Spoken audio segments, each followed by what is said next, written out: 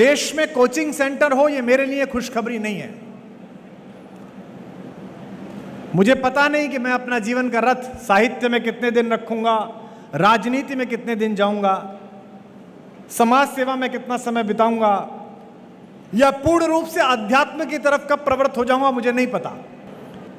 लेकिन मूलतः मैं इस प्रवृत्ति के खिलाफ हूं कि किसी लोकतंत्र की राज्य व्यवस्था में शिक्षा देने का कार्य दूसरों को करना पड़े।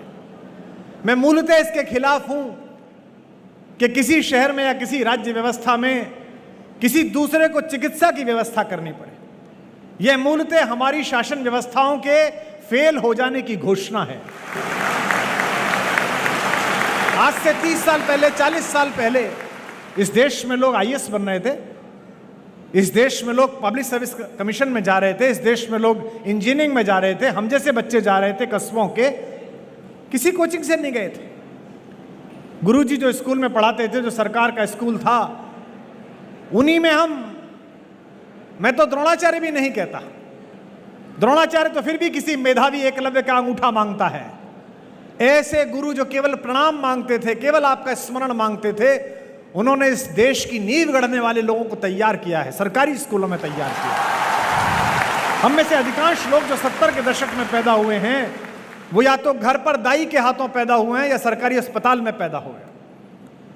आज एक सामान्य 30-40 हजार की नौकरी करने वाला आदमी इस बात की सोचता है कि उसकी पत्नी गर्भवती है तो 1 लाख रुपए बचा लूं, क्योंकि प्राइवेट में 1 लाख रुपए लगेंगे, और ईश्वर ना करे सीजेरियन करवाना पड़े तो 2-2.5 लाख लग जाएंगे।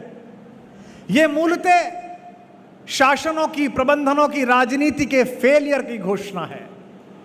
लेकिन यह देश है कि जहां जहां सत्ता फेल होती है, वहां वहां इस देश की जनता उस व्यवस्था को संभाल लेती है। इसके लिए मैं इनको बधाई देता हूं कि इन्होंने इस व्यवस्था को संभाला है। क्योंकि इस देश को तो आईएएस चाहिए, इस देश को तो एसडीएम चाहिए, इस देश के तटरक्षक बलों को तो कमांडेंट चाहिए, इस देश की सीआईएसएफ को तो बेटे चाहिए। वो आएंगे कहां से? याद रखिए, यहां बैठे हुए शिक्षकों, मैं सबसे पहले आपसे बात शुरू करता हूं। आप पर जिम्मेदारी ज्यादा है। एक पुल गलत बन जाए तो कोई बड़ी दुर्घटना नहीं होती, जनहानि होती है, कुछ लोग मरते हैं, दुख की बात है। एक डॉक्टर बेईमानी से डॉक्टर बन जाए तो पूरे जीवन में 100-200 लोगों को जल्दी यमराज के पास पहुंचने या इंद्र के पास पहुंचने की व्यवस्था करता है। लेकिन एक अध्यापक गलत हो जाए, एक अध्यापक अपना काम ठीक से ना करे, एक अध्यापक केवल यह सोचे कि मैं वेतन के लिए काम कर रहा हूं, तो मानिए कि वैसी पीढ़ियां तैयार कर देता है तो देश आगे जा सकता है या पीछे जा सकता है। कौटिल्य के अध्यापकों, आपके पास जिम्मेदारी ये नहीं है कि कौटिल्य एकेडमी 30 साल कैसे चलेगी, 40 साल कैसे चलेगी। आप पर जिम्मेदारी ये है कि आपके यहां जितने बच्चे आए, चाहे वो सेलेक्ट हों चाहे ना हो, वो जिंदगी से भरे हुए और भारत के प्रति उत्तरदायित्व से भरे हुए पैदा हो।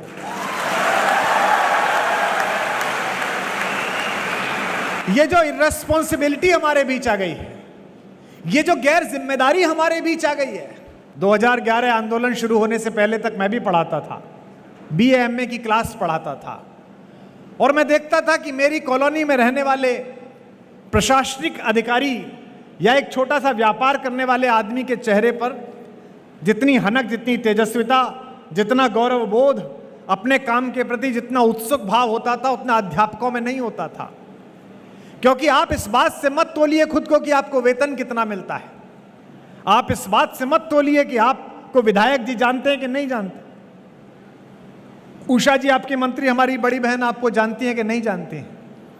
आप इस बात से तोलिए कि ये सब लोग ट्यूबलाइट में कनेक्शन लगाने का काम करते हैं। आप अध्यापक हैं, आप एक दीपक से लाखों दीपक जलाने का काम करते हैं, यह आपका कौशल है। बहुत सारे अध्यापकों को यह बात लग सकती है कि कुमार विश्वास ऐसी बात इसलिए कह रहे हैं कि खुद भरे पेट के आदमी हैं। बिल्कुल गलत बात। अर्थ से किसी बात की अर्थवत्ता तय नहीं होती, पैसे से किसी बात की चीजें तय नहीं होती हैं। और अगर अर्थ से चीजें तय होती तो यहां हिस्ट्री तो सब लोग पढ़ते हो, इतिहास तो सब लोग पढ़ते हो। जितने इतिहास के विशेषज्ञ बैठे हो, यहां गुरुजन बैठे हो, मुझे याद करके बताएं, पूरे 1000 साल में 2 सेठों के नाम बता दो। पूरे 1000 साल के भारत के इतिहास के सेठों के नाम पता नहीं है तुम्हें। 14वीं शताब्दी का सबसे बड़ा सेठ कौन था दिल्ली का, पता नहीं है। 16वीं शताब्दी में इंदौर का सबसे बड़ा सेठ कौन था, पता नहीं है। केवल 2 सेठों के नाम इस देश को याद हैं। एक अपनी स्वतंत्रता और अस्मिता के लिए लड़ने वाले महाराणा प्रताप के लिए अपने पूरे खजाने को खोल देने वाला भामाशाह, और एक स्वतंत्र भारत की लड़ाई में गांधी के पीछे अपना धन लगा देने वाले बिड़ला जी। केवल 2 सेठों के नाम याद हैं। इन 2 सेठों के नाम भी क्यों याद है? इन 2 सेठों के नाम इसलिए याद हैं कि इन दोनों सेठों ने अच्छे काम के लिए अपने पैसे को लगाया। इसलिए नहीं कि उन्होंने पैसा बहुत कमाया। ब्रांड के लोग मुझसे कहते हैं कि फलां प्रोग्राम में चले जाइए, टीवी में फलां काम कर लीजिए, रेस्टोरेंट खोल दीजिए। तो मैं कहता हूं ये मेरा काम ही नहीं है। 1-2 काम मैंने ऐसे किए थे जो मुझे नहीं करने चाहिए थे, उनका पश्चाताप आज तक पूरा नहीं हो रहा मुझसे। ईश्वर ने तय कर दिया, नियति ने तय कर दिया, मुझे कहकर भेज दिया कि कुमार विश्वास, तुम्हें मैं विशेष कृपा से नवाज रही हूं बेटा। मैं तुम्हें समय अवसर के अनुकूल ही बात याद आने का कौशल सौंप रही हूं। मैं उसको कह सकने की शब्दावली तुम्हें दे रही हूं, और मैं बिना किसी सत्ता से भयभीत हुए, बिना किसी व्यक्ति के प्रभाव में आए, देश की, राष्ट्र की, लोकतंत्र की और मनुष्यता के हित में बोलने वाला कलेजा भी दे रही हूं। तो जो काम भगवान ने मेरे लिए तय किया है, अगर उसमें मैं ज्ञान अपना लगाऊं तो मुझसे बड़ा मूर्ख कौन। इसलिए जितने भी बच्चे यहां तैयारी कर रहे हैं, और आज जितने बच्चे जिनकी नौकरी लगी है, अगर आपसे ईश्वर को कुछ और कराना होता, अगर पैसे ही कमाने होते, तो 10वीं पास लोग पैसे कमाते हैं, 12वीं पास लोग 2-2 हजार करोड़ के टर्नओवर का काम करते हैं। आपको पढ़ा लिखा कर कौटिल्य एकेडमी में आपने 1 साल भर पढ़ाई की, 2 साल पढ़ाई की, इसके बाद आपको जज इसलिए बनाया गया है, इसके बाद आपको एसपी इसलिए बनाया गया है, इसके बाद आपको कलेक्टर इसलिए बनाया गया है कि इंदौर के किसी कोने में, देवास के किसी कोने में, भारत के किसी कोने में जहां आपकी नौकरी लगे, वहां एक छोटी सी ढाणी में भी रहने वाला एक आदमी, झोपड़ी में रहने वाला आदमी भी जब आपके द्वार पर न्याय मांगने आए, तो इस कौटिल्य अकादमी की शिक्षा याद रखना। मुझे आश्चर्य होता है, आईएएस के घर में पैसे निकले तो 1 हफ्ते तक तो गिनती लग गई। 1 हफ्ते तक गिनती हुई, नोट नहीं गिने गए। ये क्या देश बना रहे हैं? और क्यों बना रहे हैं हम? क्योंकि सब कुछ ठीक चल रहा है, केवल जो बीज जड़ में जाना चाहिए वो ठीक नहीं चल रहा। ये जो देश के चरित्र निर्माण की प्रक्रिया है, ये केवल अध्यापक कर सकता है। दुनिया के बड़े बड़े देश रोए, दुनिया में जिनका हैप्पीनेस इंडेक्स नंबर 2, नंबर 3 था, जिन स्विट्जरलैंड में छुट्टी मनाने के लिए हम तरसते थे कि 5 दिन की छुट्टी है, 10 दिन की हो जाएं, जिस इटली में घूमते हुए हम वीडियो बनाते थे कि वेनिस में घूम रहे हैं कि फ्लोरेंस में घूम रहे हैं, 100-150 लाशें गिरी तो पूरा वेनिस रोने लगा, पूरा स्विट्जरलैंड रोने लगा। लेकिन ये देश है भारत, जहां कोरोना ने अपना आतंक मचाया और सरकारें पीछे हटी, तो कोई ना कोई एक सिद्धांत जोशी जैसा व्यक्ति, कोई ना एक कुमार विश्वास, कोई ना कोई आप में से उठा और एक दूसरे का हाथ थाम लिया। हम सबने एक दूसरे का हाथ थाम लिया। हमने कहा कोई बात नहीं, अगर व्यवस्था नहीं पहुंच रही है, सरकार तैयार नहीं थी, अगर नहीं हो पा रहा है तो हम साथ हैं। भूल गए क्या उस दिन को? याद करिए उस व्यक्ति को जब आपने अखबार में एक खबर पढ़ी कि कैंसर के पेशेंट, जब कोरोना पीड़ित 70 साल का, उसने डॉक्टर से कहा कि मुझे ऑक्सीजन की जरूरत नहीं है, मैं अपनी जिंदगी जी चुका, ये जो पड़ोस में नवयुवक परेशान है इसको ऑक्सीजन दे दीजिए। इस विचार का नाम भारत है। इस थॉट प्रोसेस का नाम हिंदुस्तान है। अमेरिका में 12वीं पास करके अगर कोई बच्चा ये कहे कि मैं अभी पढ़ना नहीं चाहता, अभी मैं कुछ क्ले से कुछ बनाना चाहता हूं, कोई बच्चा कहे कि मैं कविताएं करना चाहता हूं, कोई बच्चा कहे नहीं नहीं मैं तो ट्रैकिंग करना चाहता हूं, कोई बच्चा कहे मैं राफ्टिंग करना चाहता हूं, तो अमेरिकन गवर्नमेंट $2000 का स्टाइपेंड देती है 3 वर्ष तक, 1.5 लाख रुपए महीना। सरकार बच्चे से कहती है ठीक है बेटा तू वक्त बिताइया, 1.5 लाख रुपए महीने ले ले, प्रयोग कर। यहां तो ग्रेजुएशन ना करने के बाद अगर नौकरी ना मिले, 1-2 साल लेट हो जाओ तो सरकार तो छोड़ो, घर वाले रोटियां गिनने लगते हैं कि 5 खाता है कि 6 खाता है। पड़ोसी पूछने लगते हैं कि काम कर रहा है नहीं कर रहा है। इस देश की सामूहिक ताकत किसी सरकार के पास नहीं है इंदौर वालों। इस देश की सामूहिक ताकत आपकी एकात्म ताकत है। ये सारे बच्चे जो यहां से NEET करके जाएंगे डॉक्टर बनेंगे, ये सारे बच्चे जो IIT करके जाएंगे, ये सारे बच्चे जो अन्य संस्थाओं में जाएंगे, इनकी सामूहिक ताकत इकट्ठी जब एक साथ हो जाती है तब वो लाल किले से बोलती है प्रधानमंत्री बनकर, चाहे कोई प्रधानमंत्री हो।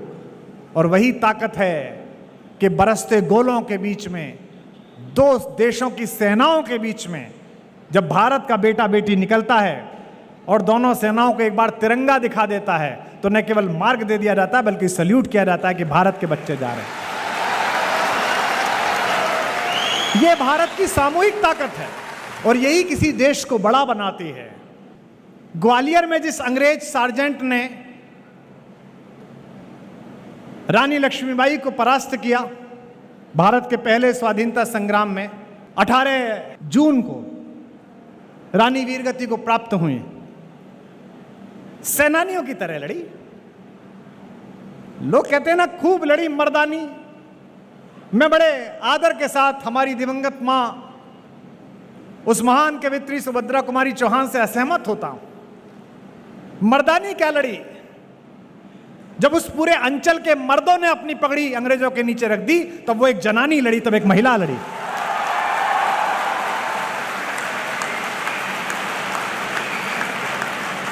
मर्द क्यों प्रतीक है पुरुषत्व का?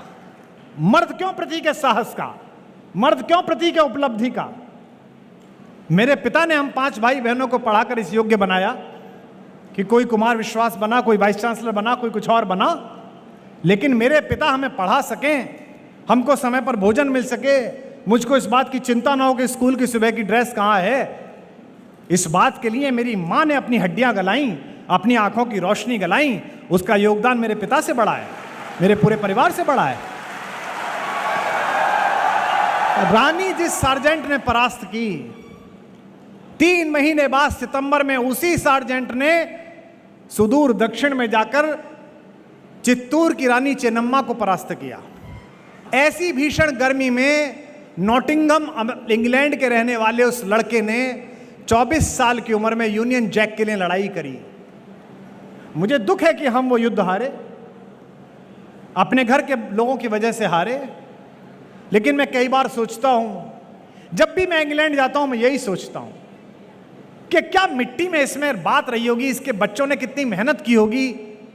माना चोर थे, माना डकैत थे, लेकिन कोई तो जुनून था अपने झंडे के लिए, अपने यूनियन जैक के लिए, कि 2/3 दुनिया पर उनका झंडा फहराता था।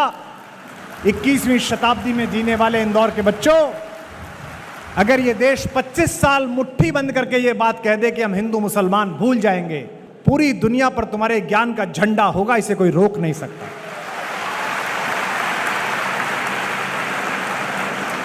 पर हमको तो काम बांट रखा है। हमारी भावनाएं तो इस बात पे आहत हो जाती हैं कि फला आदमी जूता लेके अंदर चला गया कि जूते से बाहर आ गया।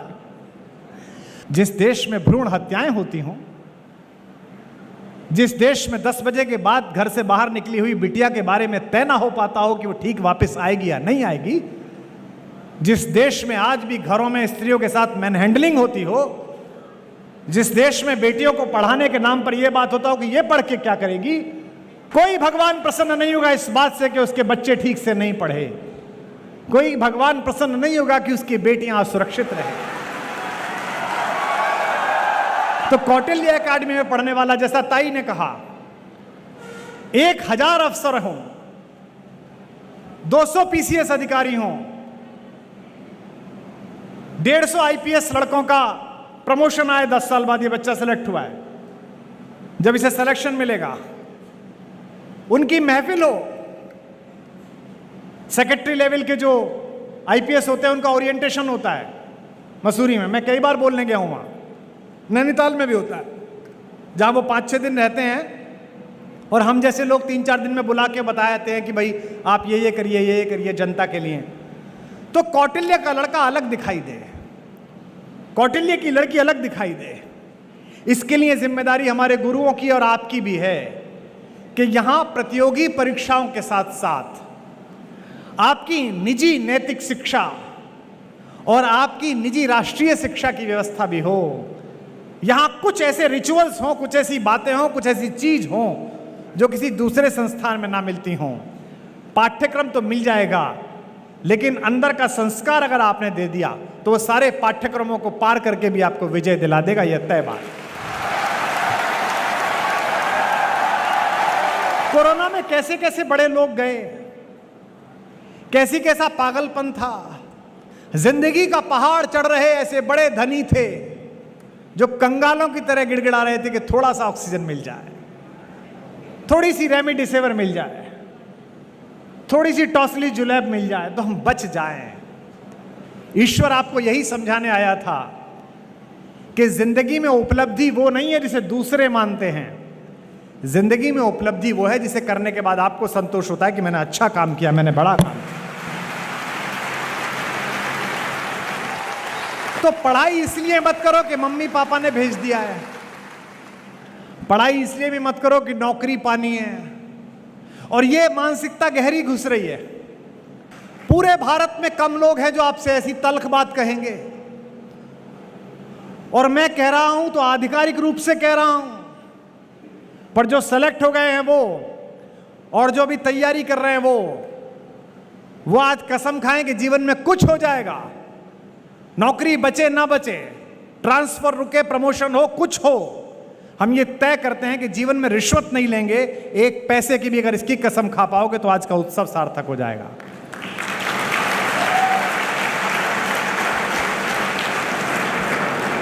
अब तक के भाषण की सबसे कम तालियां बजी हैं।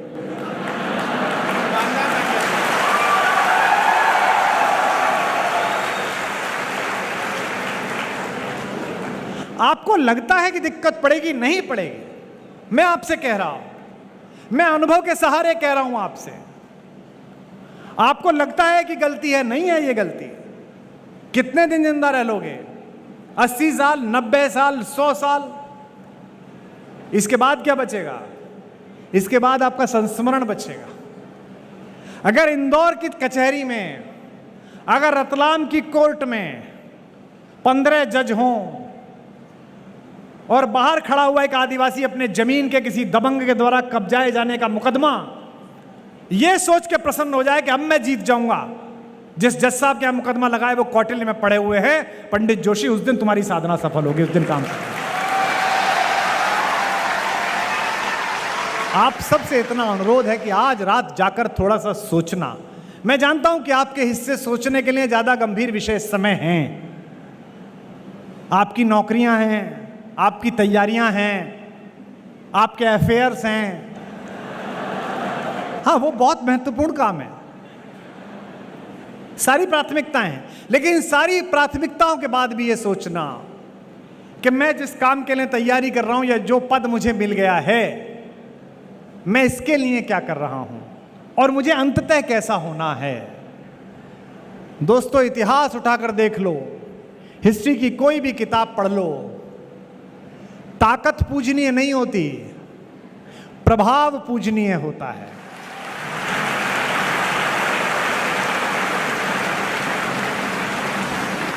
इस हॉल का नाम क्या है? गुरु अमरदास हॉल। यह सिखों के एक महान संत गुरु अमरदास जी के नाम पर है। वो पहले गुरु थे जिन्होंने लंगर में बैठना एक साथ सिखाया। उनके लंगर में दिल्ली का सुल्तान अकबर भी आकर बैठा। वो पहले गुरु थे जिन्होंने इस जाति प्रथा को भी खत्म किया कि सब एक साथ बैठेंगे और सब परोसगारी करेंगे। वो पहले गुरु थे। अभी गुरु तेग बहादुर जी जो नवम गुरु हैं, उनका शहीदी दिवस लाल किले में मनाया गया। बड़ी लाइटिंग हुई, बहुत भव्य विशाल कार्यक्रम हुआ। मैं उस दिन बड़ा प्रसन्न था, तो मैंने ट्वीट कर दिया कि आंखों को बड़ा अच्छा लगा। तो एक विपक्षी पार्टी के हमारे दोस्त ने फोन करा कि भाई आपको क्या अच्छा लगा? बात यह कि मुझ जैसा व्यक्ति तो इसी बात पर बलिहारी है कि जिस औरंगजेब को यह अहंकार था कि वो किसी साधु का सर उतरवा सकता है, आज उसी के द्वारा राज्य किए गए लाल किले में उस साधु का यश गूंज रहा है, उसकी तालियां गूंज रही हैं। समय ऐसे न्याय करता है, समय इस प्रकार से आपसे बदला लेता है, जब आप नहीं होते तब आपके साथ न्याय होता है। इस देश के नोटों पर भगत सिंह की फोटो नहीं है, लेकिन शायद ही इस देश का कोई कलेजा हो जिसके अंदर भगत सिंह ना धड़कता हो।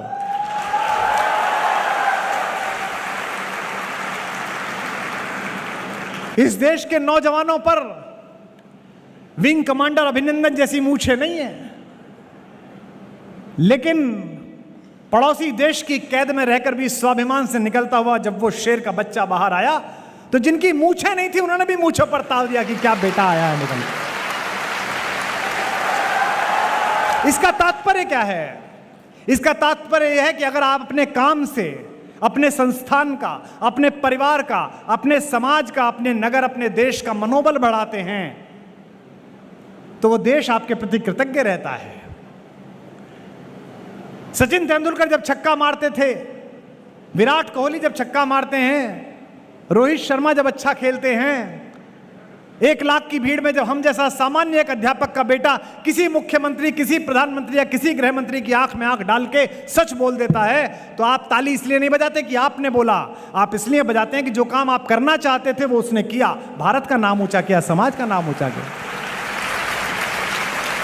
तो आपके सेलेक्ट हो जाने से, आपके आईएएस बन जाने से, आपके आईपीएस बन जाने से, आपके जज बन जाने से आपको एक सरकारी मकान मिलेगा, उसमें उस कस्बे के, उस गांव के, उस लहार के, उस भिंड के, उस गली के आखिरी किनारे पे रहने वाला आदमी जो है ना, उसको कुछ नहीं मिलेगा, उसका मनोबल बढ़ेगा। जब आप काम करते हैं, जब आप बड़ा काम करते हैं तो आप केवल अपने लिए नहीं करते, आप उस पूरे समाज के लिए करते हैं। यहां बैठे कितने लड़के लड़कियां हैं जो आज इस बात की कसम ले रहे हैं कि अगले 2 साल के अंदर अंदर कौटिल्य एकेडमी उन पर गर्व करेगी कि हमारे यहां बच्चा पढ़ा था, हमारे यहां काम किया।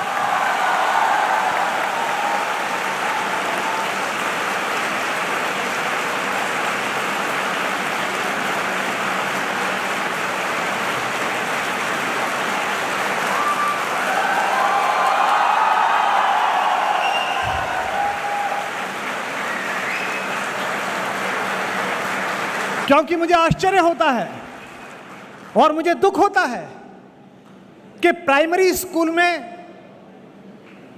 एक मनोवैज्ञानिक की नियुक्ति है, 3री क्लास का बच्चा डिप्रेस है।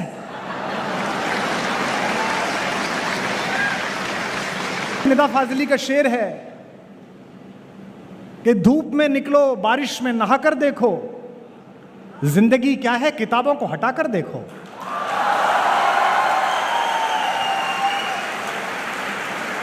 भारत में डिप्रेशन, भारत में एंजाइटी, इस देश में, इंदौर के बच्चों, मध्य प्रदेश के बच्चों, मुझे बताओ कि साम्राज्य छिन जाने के बाद भी मिट्टी के बर्तनों में खाना खाकर, जमीन पर सोकर, अपने घोड़े की पीठ पर बैठकर मूंछ पर ताव देने वाले महाराणा प्रताप के वंशज डिप्रेस हो सकते हैं?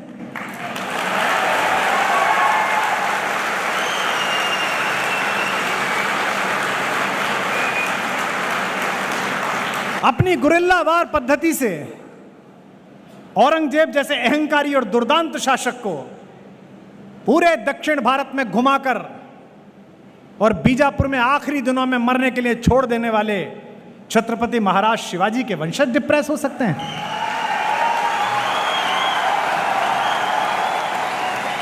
अपने 6 माह के बेटे को पीठ पर बांधकर, दोनों हाथों में तलवारें लेकर और दांतों से लगाम दबाकर यह घोषणा करने वाली 26 साल की वो सिंघनी जिसने ये कहा कि जब तक मेरी शिराओं में रक्त की एक बूंद है, अंग्रेजों की औकात नहीं कि मेरी झांसी पर कब्जा कर सकें, उसकी बेटियां डिप्रेस हो सकती हैं। मुझे आश्चर्य होता है कि इस देश में डिप्रेशन है और आपको काम सौंपा गया है, आपको काम सौंपा गया है कि आपकी चेतना ये सब ना सुने जो मैं सुना रहा हूं। 17 साल का लड़का, 18 साल का लड़का गांधी को गाली देता है। बताइए आप, चौराहे पर खड़े होकर पुलिस का कांस्टेबल रात को ट्रक वाले से 20 रुपए का नोट लेता है, उससे सवाल जवाब करने की औकात नहीं है और गांधी पर बात करते हैं।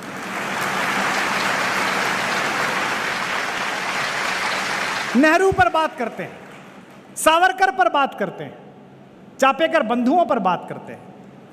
अरे हमारे बुजुर्ग थे, हमारे पूर्वज थे, किसी ने अपने तरीके से, किसने अपने तरीके से अपना अपना काम किया। जो पीढ़ी अपने अतीत का आदर नहीं करती उसे भविष्य छोड़ो वर्तमान तक मार्ग नहीं देता।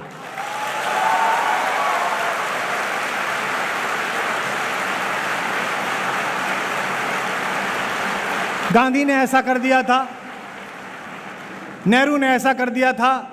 तुमने क्या किया इस देश के लिए? तुम्हें समय मिला है, जो समय काठियावाड़ के मंत्री और उसके बैरिस्टर बेटे गांधी को मिला था वो तुम्हें मिला है। काश कि कुछ ऐसा कर दो कि आने वाले समय में 50 साल बाद गांधी का चैप्टर छोटा पड़ जाए, तुम्हारा चैप्टर बड़ा हो जाए।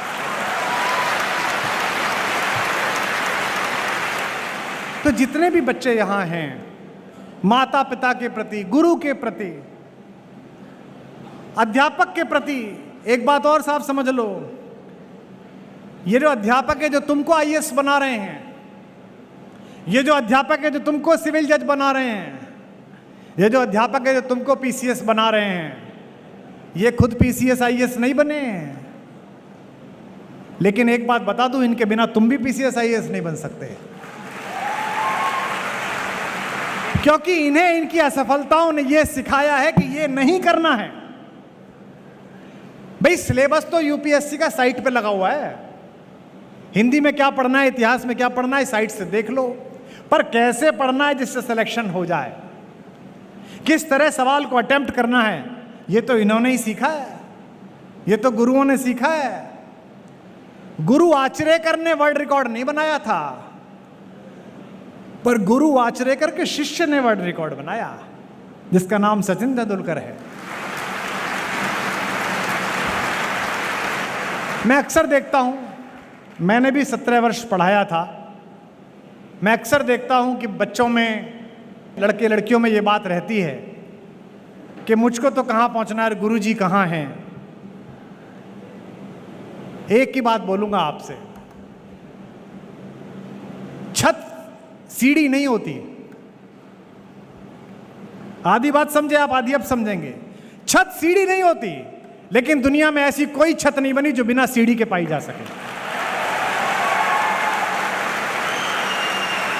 ये सारे गुरु सीढ़ी हैं।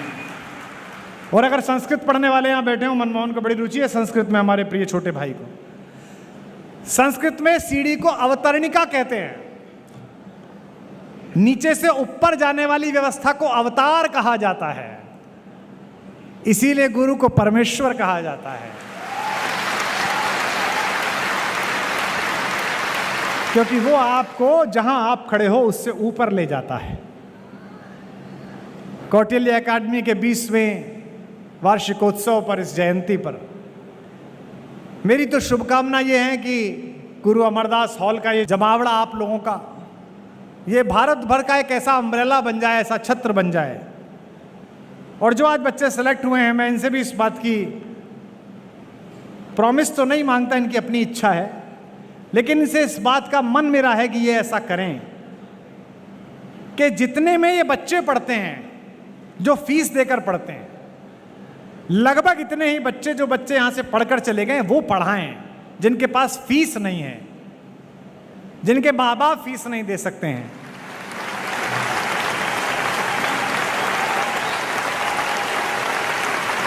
दूसरों को मारकर खाइए, ये विकृति है। वो अपना खाए, आप अपना खाओ, ये प्रकृति है, लेकिन दूसरा खा सके आप इसकी चिंता करके खाओ, ये संस्कृति है। लोग मुझसे पूछते हैं कि आप धारा के विपरीत क्यों बहते हैं। मैंने जो वाक्य कहा उसको याद रखना, अधिकारी बनते समय जिंदा छातियां और बाहें धारा के विपरीत तैरती हैं, लाशें धारा के साथ बहती हैं, जो मर जाते हैं वो धारा के साथ।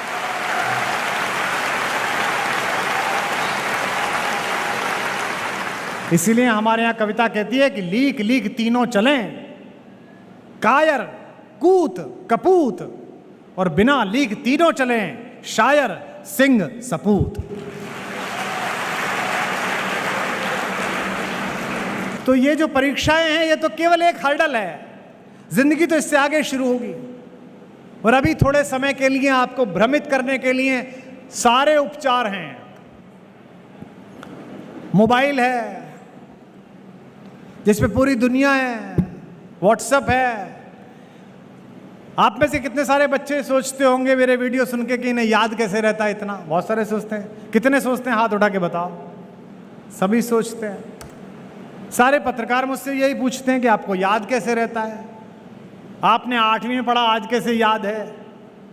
एकमात्र कारण जो मुझे लगता है, बाकी भी होंगे, सबसे बड़ा कारण है मेरी स्मरण शक्ति अच्छी इसलिए हो पाई कि मेरे समय में मोबाइल नहीं था।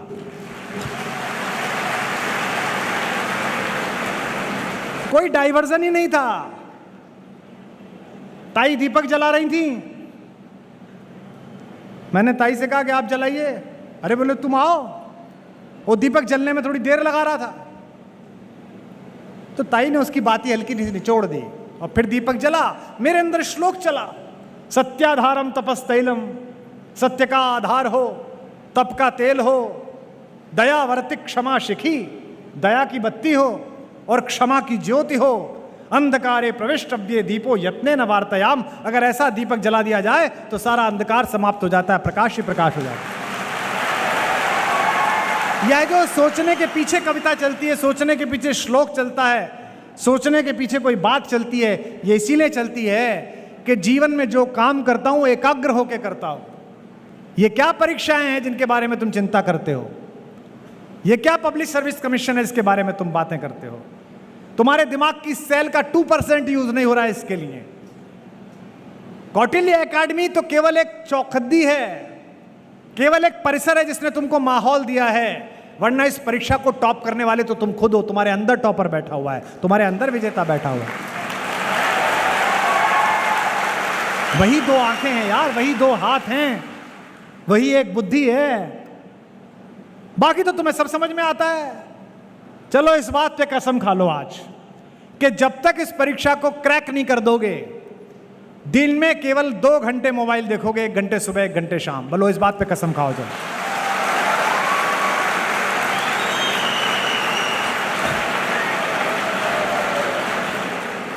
देखो ताली बजाई है तुमने, इससे ध्वनि निकली है और ध्वनि स्थायी है, ईश्वर है। E = mc²।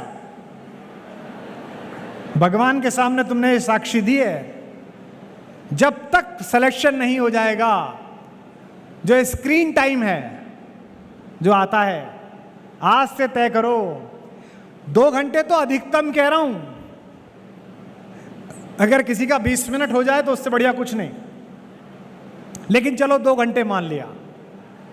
8 घंटे पढ़ना, 2 घंटे मोबाइल या टीवी जो कुछ भी हो, 4 घंटे और कोई काम जो तुम कर सकते हो, और फिर 8 घंटे सोना। ये अगर टाइम टेबल बना लो अगले कुछ समय के लिए, तो परीक्षा में कुछ नहीं रखा है। तो मैं अगली बार आशा करता हूं कि मुझे जोशी जी नहीं बताएंगे, कौटिल्य एकेडमी नहीं बताएगी, मुझे मेरे फेसबुक पेज के मैसेंजर पर इस हॉल में बैठा हुआ एक एक लड़का और एक एक लड़की बताएगी कि सर आपने शाम को 6 बजे एक बात कही थी और उसने मेरे जीवन में उजाला ला दिया, आज मैं सेलेक्ट हो गया हूं, इसलिए आपको मैसेज कर रहा हूं। ये मुझसे वादा करें।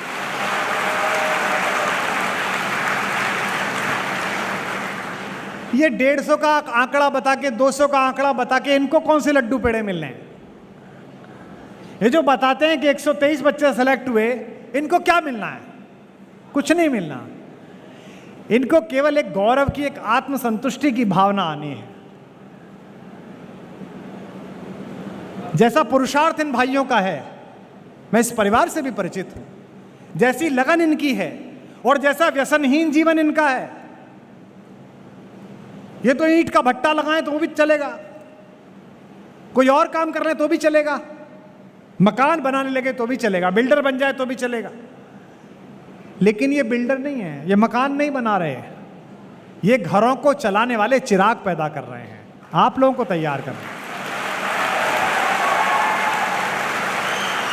चलो एक बात और करिए, आज मैंने आपसे 3 कसम खवाई, 2 कसम, तीसरी और आखिरी कसम। एक कसम और खाइए, मम्मी से नहीं, पापा से नहीं, जोशी सर से नहीं, डॉक्टर मनमोहन सर से नहीं, मिश्रा जी से नहीं, किसी से नहीं।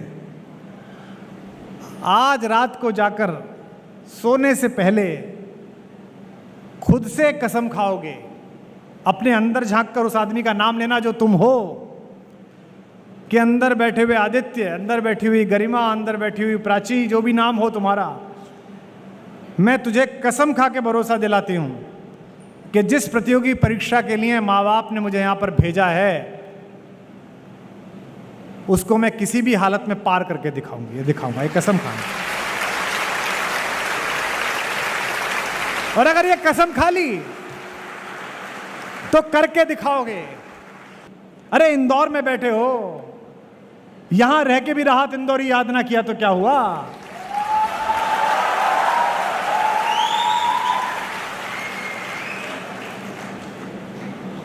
न किसी राहबर न रहगुजर से निकलेगा, हमारे पांव का कांटा हम ही से निकलेगा।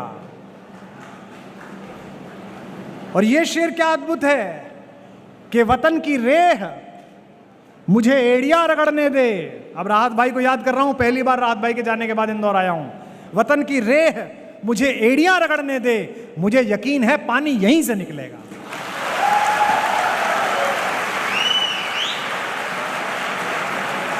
शरशैया पर पिता में भीष्म पड़े हुए हैं और उनके तंद्रा में, निद्रा में उनकी आवाज निकली कि जल। युधिष्ठिर ने सोने का पात्र मंगाया, लेकर भागा।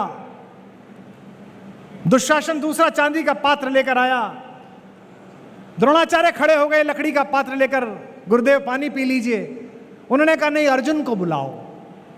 अर्जुन को बुलाया गया, अर्जुन पानी पीना चाहता हूं। अर्जुन ने कहा जी बाबा, अभी पानी पिलाता हूं पिता में। तीर निकाला, धरती में मारा और इतना तेज तीर मारा कि जो वाटर लेवल था वहां से पानी फूटकर उनके चेहरे तक आया, उनके होठ तक आया। जिस समय आपका संकल्प और आपकी भुजाएं ये साहस पैदा कर देंगी कि जमीन में भी तीर मारूंगा तो यहां से भी विकास की, प्रगति की, सभ्यता की धारा निकलेगी। उस दिन कौटिल्य एकेडमी के सच्चे विद्यार्थी कहलाओगे, सच्चे बच्चे कहलाओगे। जीवन में परीक्षाएं बहुत आएंगी। मैं आपको शुभकामना देता हूं कि जीवन में जब ऐसी परीक्षा आए जो पाठ्यक्रम में ना हो कभी, जो पढ़ी ना हो कभी, गुरुओं ने जिसकी चर्चा ना करी हो, जिस समस्या के विषय में कभी सोचा ना हो, तब आज के इस उद्बोधन के बाद का आत्मज्ञान उस अंधेरे में थोड़ा प्रकाश आपके अंदर पैदा करेगा, तो मेरा आना सार्थक हो पाएगा। आप सबने मनोयोग पूर्वक सुना, इसके लिए मैं आपका आभार व्यक्त करता हूं। बहुत बहुत धन्यवाद। बहुत बहुत